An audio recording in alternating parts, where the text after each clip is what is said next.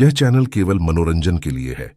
हम किसी भी तरह के अंधविश्वास को बढ़ावा नहीं देते। 10 अप्रैल 1912 का दिन था। इंग्लैंड में चहल पहल थी। हजारों लोगों की भीड़ उस अद्भुत दृश्य को देखने के लिए एकत्र हुई थी जो मानवीय इंजीनियरिंग का एक चमत्कार लग रहा था। समुद्र की नीली लहरों के सामने सूरज की किरणों में नहाता हुआ एक विशालकाय जहाज खड़ा था, आरएमएस टाइटैनिक। यह कोई साधारण जहाज नहीं था। यह तो व्हाइट स्टार लाइन कंपनी का गर्व था, इंसानी दिमाग की सबसे बड़ी उपलब्धियों में से एक। इसके निर्माताओं ने दुनिया के सामने एक दावा पेश किया था, यह जहाज कभी डूब नहीं सकता। यह दावा इतना मजबूत था कि लोग वास्तव में इसे सच मानने लगे थे।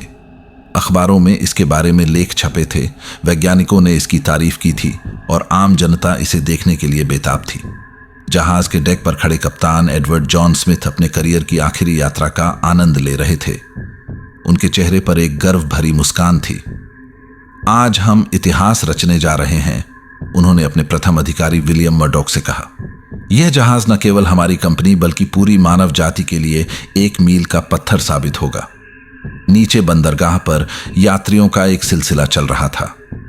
हैरो के एक धनी उद्योगपति जॉन जैकब एस्टर और उनकी युवा पत्नी मैडलीन नई दुनिया की ओर जाने के लिए तैयार थे। जॉन के चेहरे पर कुछ चिंता थी, लेकिन मैडलीन बेहद उत्साहित लग रही थी। प्रिय, यह दुनिया का सबसे सुरक्षित जहाज है, मैडलीन ने कहा। हमें चिंता करने की कोई आवश्यकता नहीं है।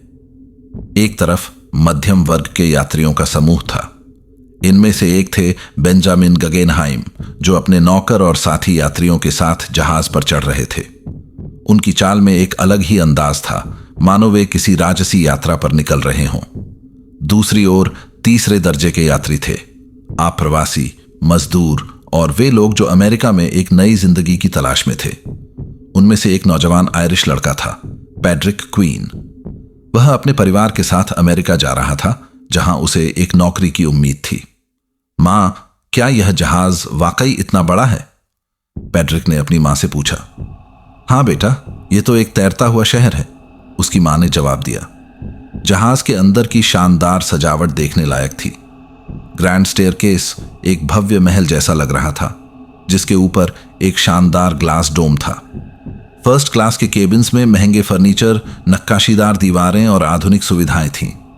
यहां तक कि तीसरे दर्जे के केबिन्स भी उस जमाने के अन्य जहाजों के मुकाबले कहीं बेहतर थे। दोपहर के समय टाइटैनिक ने अपनी पहली सीटी बजाई। यह आवाज इतनी तेज और साफ थी कि पूरा बंदरगाह कांप उठा। धीरे धीरे विशालकाय जहाज ने अपनी यात्रा शुरू की। बंदरगाह पर खड़े लोग तालियां बजा रहे थे, रुमाल हिला रहे थे और आखिरी विदाई दे रहे थे। जहाज के ब्रिज पर कप्तान स्मिथ ने अपने अधिकारियों को आदेश दिए। हमें इस यात्रा को इतिहास में दर्ज करना है, उन्होंने कहा। हमें दिखाना है कि मनुष्य ने प्रकृति को वश में कर लिया है। लेकिन समुद्र की गहराइयों में कुछ और ही इंतजार कर रहा था। उत्तरी अटलांटिक का पानी उस साल असामान्य रूप से ठंडा था और कुछ ही दूरी पर एक विशाल हिमखंड अपनी धीमी गति से खिसक रहा था, मानो किसी अदृश्य शक्ति द्वारा निर्देशित हो रहा हो। शाम होते होते जहाज ने अपनी गति बढ़ा दी। इंजन रूम में काम कर रहे इंजीनियर और मजदूर पसीने में नहा रहे थे। कोयले से चलने वाले विशाल इंजन एक लयबद्ध आवाज कर रहे थे, मानो जहाज का दिल धड़क रहा हो। पहले दिन की शाम को फर्स्ट क्लास के डाइनिंग हॉल में एक शानदार दावत का आयोजन किया गया। यहां दुनिया के सबसे धनी और प्रभावशाली लोग एक साथ बैठे थे। चांदी के बर्तनों में परोसे गए व्यंजन, क्रिस्टल के गिलासों में शैंपेन और हर तरफ हंसी मजाक का माहौल था। जॉन जैकब एस्टर ने एक भाषण दिया। मित्रों, आज हम न केवल एक महाद्वीप से दूसरे महाद्वीप जा रहे हैं, बल्कि हम मानव सभ्यता की एक नई इबारत लिख रहे हैं। यह जहाज हमारी तकनीकी श्रेष्ठता का प्रतीक है। लेकिन उसी जहाज के निचले हिस्से में तीसरे दर्जे के यात्रियों का एक अलग ही जीवन चल रहा था। वे साधारण भोजन कर रहे थे, अपने बच्चों को सुला रहे थे और नई जिंदगी की उम्मीदों के सपने देख रहे थे। पैड्रिक क्वीन अपने परिवार के साथ बैठा अमेरिका के बारे में सोच रहा था। वहां पहुंचकर मैं एक अच्छी नौकरी करूंगा, उसने अपनी बहन से कहा। हम एक अपना घर बनाएंगे। रात होते ही जहाज के डेक पर एक अलग ही नजारा था। आसमान साफ था और तारे चमक रहे थे। समुद्र शांत था, मानो कांच का एक विशाल तालाब हो। कुछ यात्री डेक पर टहल रहे थे। कप्तान स्मिथ ने ब्रिज से निकलते हुए विलियम मर्डॉक से कहा, मैं अपने केबिन में जा रहा हूं, अगर कोई समस्या हो तो मुझे सूचित करना। यह उनकी आदत थी। वह अपने अधिकारियों पर पूरा भरोसा करते थे, लेकिन इस भरोसे में एक खतरा छुपा हुआ था। टाइटैनिक के पास पर्याप्त संख्या में लाइफ बोट नहीं थे। जहाज के डिजाइनर थॉमस एंड्रयूज ने इसके बारे में चिंता जताई थी, लेकिन कंपनी के अधिकारियों ने इसे गंभीरता से नहीं लिया। यह जहाज तो डूबने वाला है ही नहीं, तो इतने सारे लाइफ बोट की क्या जरूरत। यह सोच उनकी भूल साबित होने वाली थी। रात गहराती गई। जहाज अपनी पूरी गति से आगे बढ़ रहा था। वायरलेस ऑपरेटर जैक फिलिप्स और हेरोल्ड ब्राइट संदेशों का आदान प्रदान करने में व्यस्त थे। उन्हें आसपास के अन्य जहाजों से कई चेतावनियां मिल रही थीं कि आगे बर्फ के विशाल खंड हैं, लेकिन वे इन संदेशों को गंभीरता से नहीं ले रहे थे। उन्हें लगा कि टाइटैनिक इतना सुरक्षित है कि बर्फ से कोई खतरा नहीं है। 14 अप्रैल की शाम को हवा का तापमान गिरने लगा। समुद्र का पानी और भी ठंडा हो गया। कुछ यात्रियों ने इस ठंड को महसूस किया, लेकिन ज्यादातर लोग जहाज की गर्मी और आराम में मस्त थे। फर्स्ट क्लास के लाउंज में बेंजामिन गगेनहाइम अपने दोस्तों के साथ बैठे सिगार पी रहे थे। कल रात तक हम न्यूयॉर्क के करीब पहुंच जाएंगे, उन्होंने कहा। मैं अपने व्यवसाय के नए सौदों पर चर्चा करने के लिए उत्सुक हूं। इसी समय क्राउज नेस्ट, वह स्थान जहां से समुद्र का निरीक्षण किया जाता था, में फ्रेडरिक फ्लीट और रेगिनाल्ड ली ड्यूटी पर थे। उनके पास दूरबीन नहीं थी। कहा जाता है कि चाबी कहीं खो गई थी, इसलिए वे अपनी नंगी आंखों से समुद्र को देख रहे थे। रात 11:40 बजे फ्रेडरिक फ्लीट ने अचानक समुद्र में कुछ देखा। यह एक विशाल हिमखंड था जो तेजी से जहाज के करीब आ रहा था। उसने तुरंत घंटी बजाई और टेलीफोन उठाया। बर्फ, सीधे आगे, उसने चिल्लाकर कहा। ब्रिज पर मर्डॉक ने तुरंत कार्रवाई की। उसने इंजन रूम को फुल स्टर्न का आदेश दिया और जहाज को बाईं ओर मोड़ने का प्रयास किया, लेकिन यह बहुत देर हो चुकी थी। एक जोरदार झटके के साथ टाइटैनिक हिमखंड से टकरा गया। यह टक्कर इतनी जोरदार नहीं थी कि यात्रियों को लगे कि कुछ गंभीरा हुआ है। कई लोगों ने इसे एक मामूली झटका समझा। कुछ ने सोचा कि जहाज का कोई पुर्जा टूट गया है, तो कुछ ने सोचा कि शायद कोई तूफान आ रहा है। लेकिन नीचे इंजन रूम में काम कर रहे मजदूरों को सच्चाई का पता चल गया। समुद्र का ठंडा पानी तेजी से जहाज के अंदर घुस रहा था। धातु के शरीर वाला यह विशालकाय जहाज अपनी मौत की ओर बढ़ने लगा था। कप्तान स्मिथ तुरंत ब्रिज पर पहुंचे। उनके चेहरे का रंग उड़ा हुआ था। क्या हुआ? उन्होंने मर्डॉक से पूछा। हम एक हिमखंड से टकरा गए हैं सर, मर्डॉक ने जवाब दिया। स्मिथ ने तुरंत जहाज के डिजाइनर थॉमस एंड्रयूज को बुलवाया। दोनों ने मिलकर जहाज का निरीक्षण किया। जो रिपोर्ट एंड्रयूज ने दी वह भयानक थी। कप्तान, जहाज डूबने वाला है, एंड्रयूज ने कहा। 1 या 1.5 घंटे से ज्यादा नहीं है हमारे पास। यह वह क्षण था जब अनसिंकेबल का झूठ सामने आने लगा। वह जहाज जिसे डूबना असंभव माना जाता था, अब समुद्र की गहराइयों में समा रहा था। कप्तान स्मिथ ने आदेश दिया, लाइफ बोट्स को तैयार करो, औरतों और बच्चों को पहले बचाया जाएगा। लेकिन समस्या यह थी कि लाइफ बोट्स की संख्या सभी यात्रियों के लिए पर्याप्त नहीं थी। टाइटैनिक में कुल 2224 यात्री और कर्मचारी थे, लेकिन लाइफ बोट्स में केवल 1178 लोगों के बैठने की जगह थी। इसका मतलब था कि 1000 से ज्यादा लोगों के लिए कोई जगह नहीं थी। जैसे जैसे खबर फैलने लगी, जहाज पर हलचल बढ़ने लगी। फर्स्ट क्लास के यात्री अभी भी इस बात पर यकीन नहीं कर पा रहे थे कि टाइटैनिक डूब सकता है। वे अपने कीमती सामान बचाने में लगे थे। तीसरे दर्जे के यात्रियों तक तो खबर देर से पहुंची, और जब तक वे ऊपर आते तब तक ज्यादातर लाइफ बोट्स भरी जा चुकी थीं। पैड्रिक क्वीन अपने परिवार के साथ डेक पर पहुंचा। उसने देखा कि लोग भाग रहे हैं, चिल्ला रहे हैं। मां, क्या हो रहा है? उसने पूछा। जहाज डूब रहा है बेटा, उसकी मां ने रोते हुए जवाब दिया। हमें बचाने के लिए पर्याप्त नावें नहीं हैं। इसी बीच वायरलेस ऑपरेटरों ने संदेश भेजना शुरू किया। SOS, SOS, हम डूब रहे हैं, तुरंत मदद भेजो। करीबी जहाजों ने इन संदेशों को प्राप्त किया, लेकिन वे बहुत दूर थे। सबसे नजदीकी जहाज RMS कारपैथिया था, लेकिन उसे टाइटैनिक तक पहुंचने में 4 घंटे लगने थे। जहाज का अगला हिस्सा धीरे धीरे पानी में डूबने लगा। पानी का स्तर बढ़ता जा रहा था। यात्री डेक पर भाग रहा। 15 अप्रैल 1912 की रात। उत्तरी अटलांटिक का पानी इतना ठंडा था कि कोई भी इंसान उसमें ज्यादा देर तक जीवित नहीं रह सकता था। टाइटैनिक के डूबने के बाद का दृश्य दिल दहला देने वाला था। समुद्र की सतह पर सैकड़ों लोग तैर रहे थे जो लाइफ बोट्स में जगह नहीं पा सके थे। उनकी चीखें और मदद के लिए पुकारें रात की खामोशी में गूंज रही थीं। लाइफ बोट नंबर 6 में मॉली ब्राउन नामक एक महिला ने देखा कि उनकी नाव में केवल 28 लोग थे, जबकि उसमें 65 लोगों के बैठने की क्षमता थी। हमें वापस जाना चाहिए, हम और लोगों को बचा सकते हैं, मॉली ने कहा।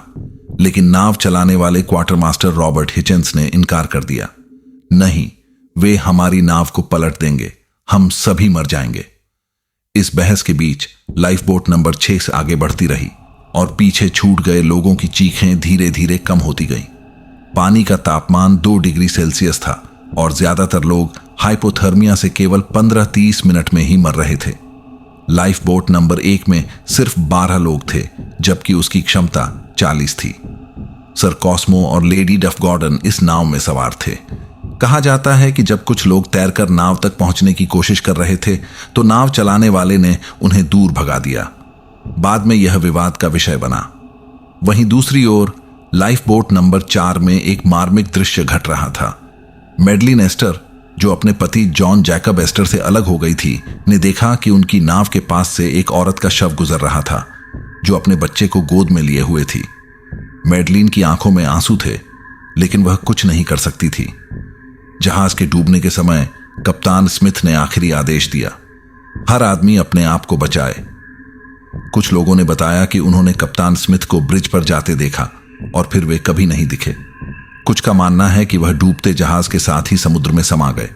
जहाज के संगीतकार वालेस हार्टले और उनके साथियों ने आखिरी समय तक संगीत बजाना जारी रखा। कुछ आई विटनेसेस ने बताया कि उन्होंने नीरर, माई गॉड, टू दी गाना बजाया, जबकि कुछ ने ऑटम गाने का जिक्र किया। कोई नहीं जानता कि वास्तव में कौन सा गाना था, लेकिन इतना तय है कि उन्होंने अपनी आखिरी सांस तक संगीत बजाया। इस दौरान तीसरे दर्जे के यात्रियों की स्थिति सबसे ज्यादा दयनीय थी। उनमें से कई तक लाइफ बोट्स के बारे में जानकारी ही नहीं पहुंच पाई थी। कुछ लोगों ने बताया कि तीसरे दर्जे के यात्रियों को ऊपरी डेक तक पहुंचने से रोका गया था। हालांकि इस बात के पुख्ता सबूत नहीं है। सच्चाई यह है कि जहाज के लेआउट के कारण वे ऊपर तक नहीं पहुंच पाए।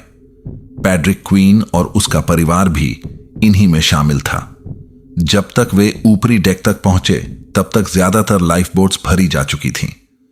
पैड्रिक ने अपनी छोटी बहन को एक लाइफ बोट में बैठाने की कोशिश की, लेकिन उसे जगह नहीं मिली। आखिरी समय में पैड्रिक ने अपनी लाइफ जैकेट अपनी बहन को दे दी और खुद पानी में कूद गया। इसी तरह इसिडोर और आइडा स्ट्रॉस की कहानी भी बहुत मार्मिक थी। जब लाइफ बोट में जाने का मौका आया तो आइडा ने कहा, मैं अपने पति के बिना नहीं जाऊंगी, हम साथ रहते हैं, साथ मरेंगे। वे दोनों डेक पर एक साथ बैठे रहे और डूबते जहाज के साथ ही समुद्र में समा गए। जहाज के डूबने के बाद जो लोग पानी में थे उनकी हालत बहुत खराब थी। चार्ल्स जॉगिन, जो जहाज के बेकर थे, ने बाद में बताया कि उन्होंने कई लोगों को शराब पीते देखा ताकि मौत का डर कम हो सके। कुछ लोगों ने तैरकर लाइफ बोट्स तक पहुंचने की कोशिश की, लेकिन ज्यादातर को मना कर दिया गया। लाइफ बोट नंबर 14 के कप्तान हारोल्ड लोव ने कुछ अलग किया। उन्होंने अपनी नाव को पलटी हुई लाइफ बोट ए की ओर मोड़ा, जिस पर कुछ लोग बैठे थे। उन्होंने 4 लोगों को बचाया, हालांकि उनमें से 2 बाद में मर गए। यह उस रात की शवशू सकारात्मक घटनाओं में से एक थी। रात 2:20 बजे के बाद का समय और भी भयानक था। पानी में तैर रहे लोगों की चीखें धीरे धीरे बंद होने लगीं, क्योंकि एक एक करके सभी हाइपोथर्मिया का शिकार हो रहे थे। कुछ लोगों ने बताया कि आखिरी आवाजें 3 बजे तक सुनाई दी और फिर सब कुछ शांत हो गया। लाइफ बोट्स में बैठे लोग सदमे में थे। कुछ रो रहे थे, कुछ प्रार्थना कर रहे थे, तो कुछ बिल्कुल चुप थे। हर कोई इस भयानक त्रासदी को समझने की कोशिश कर रहा था। वह जहाज जिसे अनसिंकेबल कहा जाता था अब समुद्र की तलहटी में था। सुबह 4 बजे के आसपास RMS कारपैथिया दृश्य स्थल पर पहुंचा। कप्तान आर्थर रोस्ट्रॉन और उनके चालक दल ने बचाव कार्य शुरू किया। उन्होंने लाइफ बोट से लोगों को जहाज पर चढ़ाना शुरू किया। जो दृश्य उन्होंने देखा वह बहुत ही दुखद था। खाली लाइफ बोट। धीरे धीरे सभी लाइफ बोट से लोगों को कारपैथिया पर लाया गया। कुल 705 लोग बच पाए थे। कारपैथिया का डेक एक शोक स्थल जैसा लग रहा था। कुछ लोग रो रहे थे, कुछ अपने खोए हुए परिवार वालों को ढूंढ रहे थे, तो कुछ सदमे में चुप बैठे थे। कारपैथिया के डॉक्टरों और नर्सों ने घायलों का इलाज शुरू किया।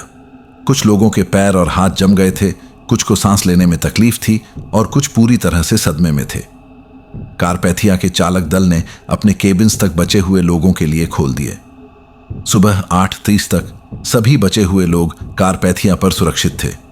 कप्तान रोस्ट्रॉन ने न्यूयॉर्क को संदेश भेजा, टाइटैनिक डूब गया, हमने 705 लोगों को बचाया है। यह संदेश मिलते ही पूरी दुनिया में सनसनी फैल गई। कारपैथिया ने न्यूयॉर्क की ओर रुख किया। 3 दिन की यात्रा के दौरान बचे हुए लोगों ने अपने अनुभव साझा की। हर किसी की कहानी अलग थी, लेकिन सब में एक कॉमन थ्रेड था, अविश्वास और दुख। एक युवा लड़की ईवा हार्ट, जो अपनी मां के साथ बच गई थी, ने बाद में बताया, मैं कभी नहीं भूल सकती उन आखिरी चीखों को। वह आवाज मेरे कानों में हमेशा गूंजती रहेगी। वहीं दूसरी ओर जे ब्रूस इसमें, व्हाइट स्टार लाइन के मैनेजिंग डायरेक्टर, जो खुद एक लाइफ बोट में बच गए थे, पर बहुत आलोचना हुई। लोगों ने उन पर आरोप लगाया कि उन्होंने औरतों और बच्चों को पीछे छोड़कर अपनी जान बचाई। 18 अप्रैल की शाम को कारपैथिया न्यूयॉर्क पहुंचा। पियर फॉफ्टियर पर हजारों लोग इकट्ठा थे, कुछ उम्मीद में, कुछ डर में। जैसे जैसे बचे हुए लोग उतरे, वैसे वैसे मंच पर हाहाकार मच गया। कुछ लोगों को अपने परिवार वाले मिल गए, जबकि कुछ का सामना कड़वी सच्चाई से हुआ कि उनके प्रियजन कभी वापस नहीं आएंगे। अगले कुछ दिनों में अमेरिकी सीनेट ने तुरंत जांच शुरू की। सीनेटर विलियम एल्डन स्मिथ की अध्यक्षता में हुई जांच में बचे हुए लोगों, चालक दल के सदस्यों और जेम ब्रूस इसमें से पूछताछ की गई। जांच में कई चौंकाने वाले तथ्य सामने आए। टाइटैनिक में केवल 20 लाइफ बोट्स थीं, जबकि उसे 64 होनी चाहिए थीं। हिमखंड की चेतावनी के संदेशों को गंभीरता से नहीं लिया गया था। जहाज अपनी पूरी गति से चल रहा था। हिमखंडों वाले इलाके में भी दूरबीन की चाबी गायब थी, जिससे लुकआउट्स को मदद नहीं मिल पाई। इस दौरान इंग्लैंड में भी एक जांच शुरू हुई, जिसकी अध्यक्षता लॉर्ड मर्सी ने की। ब्रिटिश जांच ने ध्यान केंद्रित किया समुद्री सुरक्षा नियमों में सुधार पर। टाइटैनिक की त्रासदी ने दुनिया भर में समुद्री सुरक्षा मानकों में बड़े बदलाव किए। 1. अंतर्राष्ट्रीय आइस पेट्रोल की स्थापना। 2.